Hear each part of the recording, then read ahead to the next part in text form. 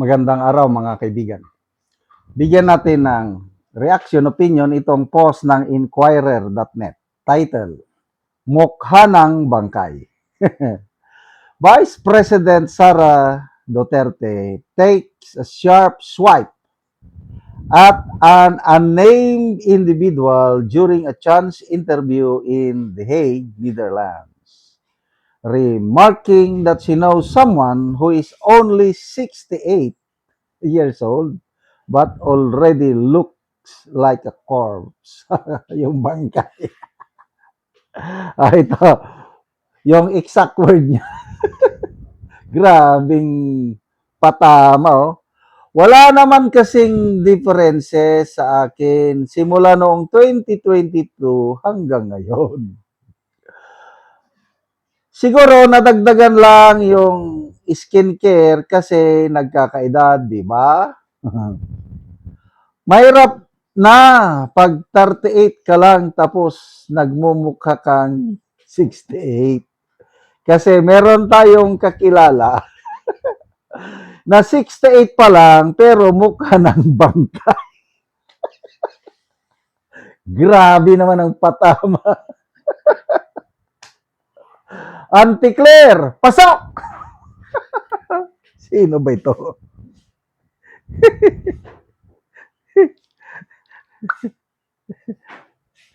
Magbasa tayo sa mga comments. Oh, sino ito? Hindi naman pinangalanan eh. Ayoko rin pangalanan.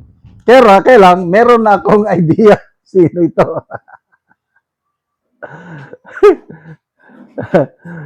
Meron nga dyan, 48 pa lang, pero, oh, yan na. Ano ba ito? So, ang edad ni BP Sara is 48 na ba? Going 49? Yung mukha niya is talagang maaliwalas. Mas bata pa nga kaysa sa kanyang edad eh. Kasi may mga ganyang edad na mag-50s pa lang talagang wala na. Si BP Sara, marunong magdala sa buhay. Kahit anong isuot niya. Kahit simpleng t-shirt lang, nakapantalon, naka-rubber shoes ba yan? Ang ganda ng kanyang dating. Kailan ko kaya siya makikita ng personal? Sana darating ang panahon na makapagpa-picture ako sa kanya, parang selfie ba?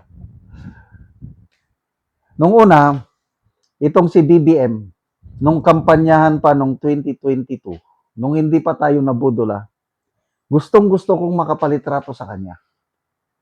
Kasi sa kanyang ama, na idol ko, Marcos Sr., nung nag-oath taking na kami as a general, punta kami sa Malacanang.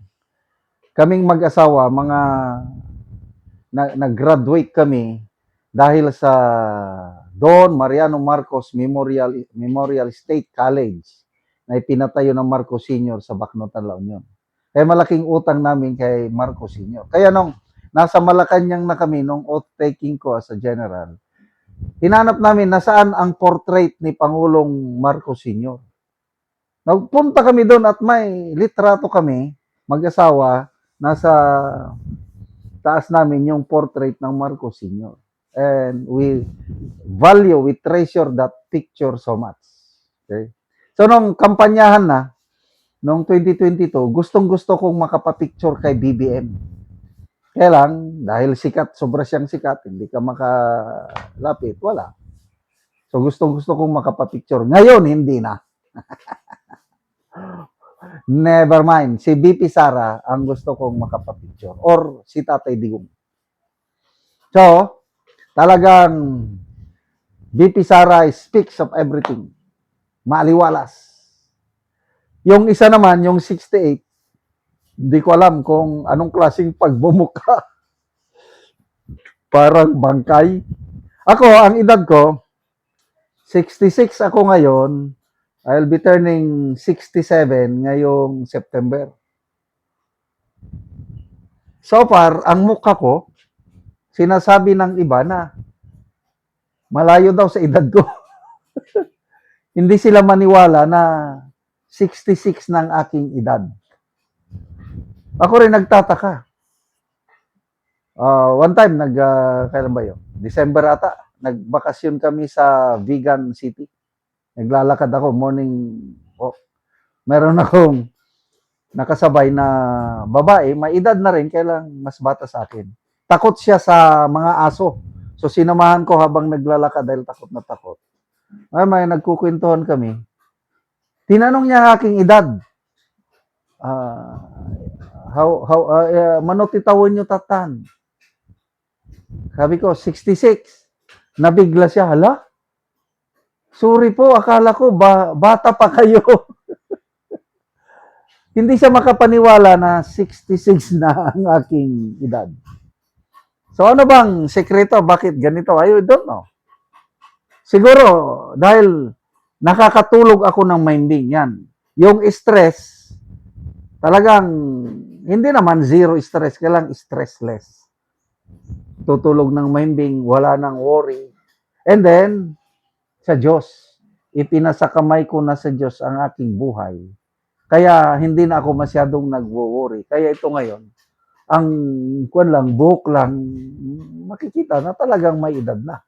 Kailangan ang mukha, salamat sa Diyos, batang-bata pa rin. Mas lalo ng aking wife. Mas bata. 66 na rin ang aking wife. Ang edad niya, mga mag-50s pa lang. So ano, sa tingin nyo? Sino yung sinasabi ni BP Sara, kakilala niya, 68 years old, na mukha ng bangkay? Sigurado magre-react ito. Sino unang magre-react? Auntie Claire. Pasok. Baka sasabihin naman, ang pangit mo, para kang si Chucky. Ang pikon, talo. Relax lang, Auntie Claire. Tawagin nyo rin si BP Sara kung anong gusto nyong itawag sa kanya.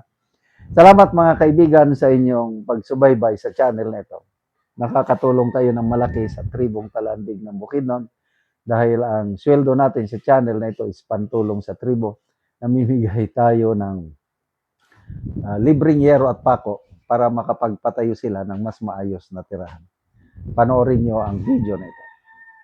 Una ni ang balay ni Heidi Neri nga taga Barangay Tikalaan, San Alahay, Purok Tris, Talakag, Bukidnon. So muna ni ang iyang atop.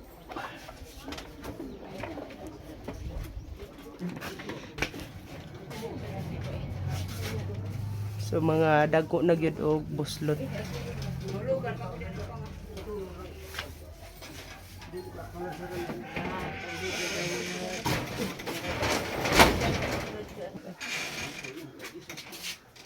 Og muna ni ang gitabang nga yero nga napulo ka buok nga di 8. May ilang iatop karon.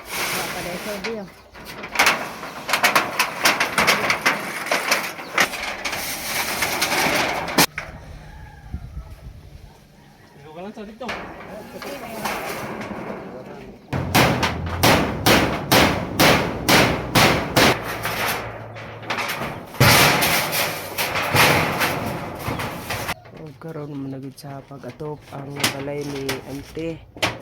So naatopan na gyud ang ilang balay. Salamat sa Ginoo nga tabangan mi og sin kay among giatop diri sa among sulod ug sa among kusina.